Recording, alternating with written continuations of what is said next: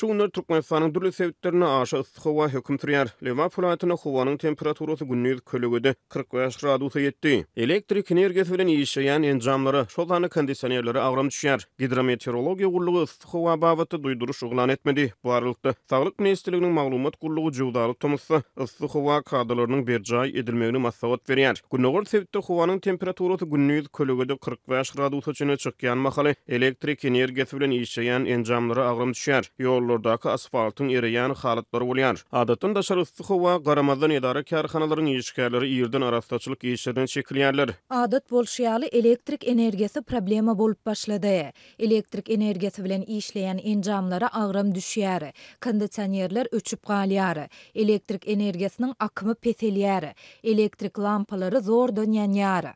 Diýip bir lewaply ýaşajat radiosynyň habarçysyna gurrun berdi. Buradan Türkmenistanyň Oba hojalyk we daşky gurşawy goramak ministrliginiň hidrometeorologiýa barada gurlugy üstümizde kepläniň dowamyny howanyň temperaturasynyň ýurdun käbir sebitlerini 44 gradusa çyn ýokarlanmagyna garaşlyan ol habar berdi. Howa maglumatlaryny çap edýän AccuWeather gurlugy 11-nji ýylda lewap polatyna howanyň temperaturasyny 46 gradus hökmüne görkezýär we aşağı ıssyk howanyň 12-nji ýylda hem dowam etjekdigini çaklaýar. Bu arada Türkmenistanyň Saglyk goraýyş we derman senagat ministrliginiň maglumat gurlugy Jowdaly Tomysy howanyň kadrlarynyň berjaý edilmegini maslahat berýär. Lukmanlar 11-nji ýylda ýurdun Türkmenistan we betarap Türkmenistan merkezi gazetleriniň iň soňky sahypalaryna çap eden maslahatlaryna ıssyk howanyň saglygy has ünsli çemeleşmegi talap edýänini aýdýarlar. Yssyk howada günüň şöhretiniň ýitileşýän wagtlaryna 11:00-dan 17:00 çyl aralykda daşary çykmazlyk, ýeňil, rahat we açyk renkli egin eşikleri giymek ýeterlik mukdarda günüň dowamyna adynan 1,5-2 litr suw içmek maslahat berilýär. Tomsyň ıssysyny açyk meýdana gezilenje çykmak maslahat berilmeýär diýip Lukmanyň maslahat aýdýar. Esasan gartaşan adamlar we kiçi ýaşly çağalar bilen daşary çyklanyna seresap bolmak maslahat berilýär. Hemde gezilenje üçin daşary çykmagyň wagtydyňy ýerden 6-dan 9-a çyn aralyk we akşam 18:00-dan 21:00 çyn aralyk hökmüne çäklendirilýär. Galy berse daşary çyklanyna hökman suratda ýanyň bilen ýeterlik mukdarda suw alyp çykmak maslahat berilýär.